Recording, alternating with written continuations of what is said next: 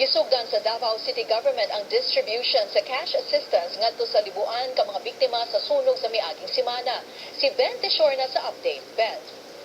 Amelie, samtang apot-apot sa City Hall ang cash assistance nato sa kapel 3,500 ka biktima sa sunog.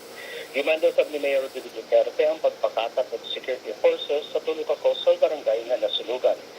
Kini aron mapabili ng kaluwas at seguridad, samtang gihimo ang survey o pagbahin-bahin sa luna sa dapit alang sa paghimo og dalan at drainage.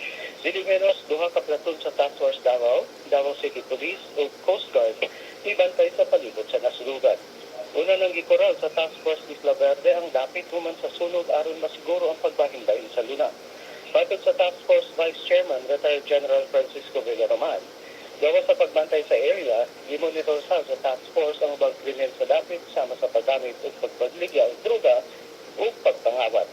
Gibisita ni Duterte kagahapon ng mga fire victims at pag-distribute ang financial assistance o ubang relief goods nato sa mga biktima.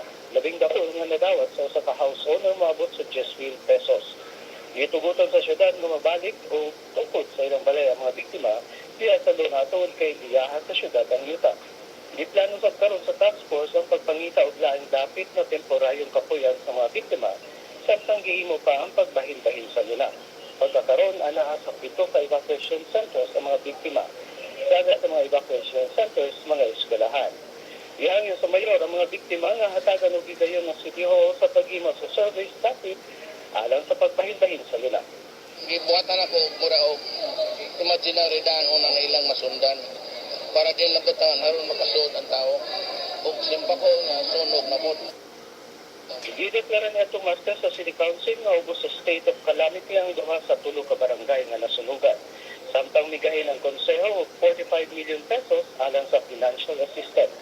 Kapit sa 155 million pesos ang banabana sa danyos sa sunog nga miugdaw sa kapit 2,000 kabalay. Annalyn?